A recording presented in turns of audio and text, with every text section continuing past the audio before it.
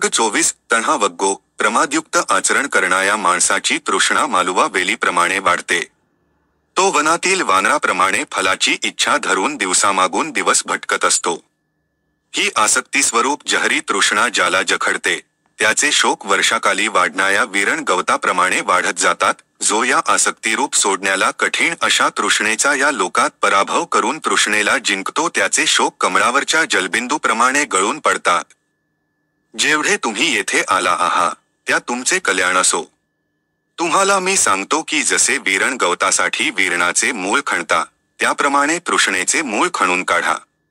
पूर जसा बोरूला मोडून टाकतो, तसा मार तुम्हाला पुन्हा पुन्हा मोडून न टाको. ज्याप्रमाणे मुळे दुखावली नसतील व दृढ असतील तर तोडलेले झाड पुन्हा वाढते, त्याप्रमाणे तृष्णेचे अनुबंध समूळ नष्ट झाले नसतील तर हे दुःख पुन्हा पुन्हा उत्पन्न होते. ज्याचे 36 स्रोत खूप आवडत्या पदार्थांना स्रवतात, त्या दूरदृष्टी माणसाला त्याचे रागोत्पन्न संकल्परूपी प्रवाह वाहून नेतात. स्रोत सर्व बाजूंनी वाहतात. त्यातून लता उत्पन्न होऊन वर येते. त्या उत्पन्न झालेल्या तेला पाहून प्रज्ञेने तिचे मूळ तोडून टाका. तृष्णेच्या नद्या स्निग्ध असतात व त्या माणसाचे मन सुखावतात. या प्रवाहात सापडलेले सुखाची हाव धरणारे लोक जन्म व जरा पावतात. तृष्णेने पछाडलेले, तृष्णेच्या मागे जाणारे लोक बांधून ठेवलेल्या सशाप्रमाणे फेरे घेत फिरतात.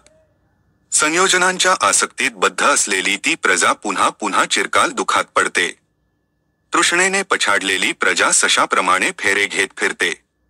म्हणून आपल्या वैराग्याची आकांक्षा धरणाऱ्या भिक्षूने तृष्णेला दूर करावे. जो निर्वाणाची इच्छा करणारा तृष्णेच्या जंगलातून सुटला असता पुन्हा त्या जंगलाकडे धावतो, त्या पुरुषाकडे पहा. तो मुक्त होऊन बंधनाकडेच धावतो. ज्ञानी लोक लोखंडाच्या, लाकडाच्या किंवा दोरीच्या बंधनाला दृढ बंधन म्हणत नाहीत.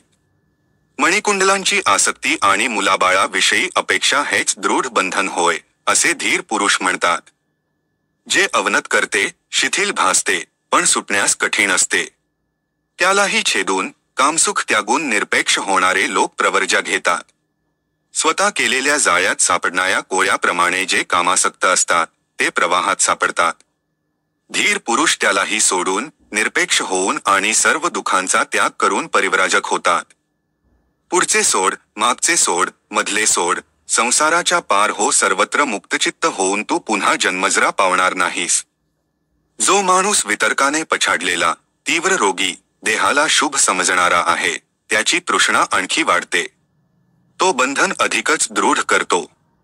जो वितर्क शमविण्यात गुंतला आहे, जो नेहमी सावध राहून देहाच्या अशुभ भावनेची भावना करतो, तोच तृष्णेचा अंत करील. तोच मारबंधनाला छिन्नविच्छिन्न करील. जो निष्ठावान, निर्भय, तुष्णारहित व निर्मल आहे, ज्याने संसार शले छेदिली आहेत, त्याचा हा शेवटचा देह होय. जो तृष्णारहित, परिग्रहरहित, निरुक्तिपद कोविद आहे आणि जो अक्षरांचे पौर्वापौर्य जाणतो, तोच अंतिम शरीरधारी आणि महाप्रज्ञ म्हटला जातो. मी सर्वविजयी, सर्ववेत्ता, सर्व धर्मापासून अलिप्त, सर्वत्यागी व तृष्णाक्षय झाल्यामुळे विमुक्त आहे. मी स्वतःच ज्ञाता झाल्यामुळे कुणाकडे गुरु म्हणून बोट दाखवू. धम्मदान सर्व दानांना जिंकते. धम्रस सर्व रसांना जिंकतो. धम्मावरील प्रेम सर्व प्रेमांना जिंकते. तृष्णाक्षय सर्व दुःखांना जिंकतो. भोग, दुर्बुद्धी माणसाचा नाश करतात. पैलतीरावर जाऊ इच्छिणायाचा नव्हे. भोगतौषणेने दुर्बुद्धी माणूस, शत्रू जसे करील तसे, आपलेच हनन करतो. तण शेताचा दोष आहे. आसक्ती माणसाचा दोष आहे. म्हणून वितरागी पुरुषांना दिलेले दान महाफलदायी होते. तण हे शेतांचे दोष आहेत. द्वेष हा माणसाचा दोष आहे. म्हणून द्वेषरहित पुरुषांना दिलेले दान महाफलदायी होते. तण शेताचा दोष आहे. मोह माणसाचा दोष आहे. म्हणून मोहरहित पुरुषांना दिलेले दान महाफलदायी होते. तण शेताचा दोष आहे. वासना माणसाचा दोष आहे. म्हणून वासनारहित पुरुषांना दिलेले दान महाफलदायी होते.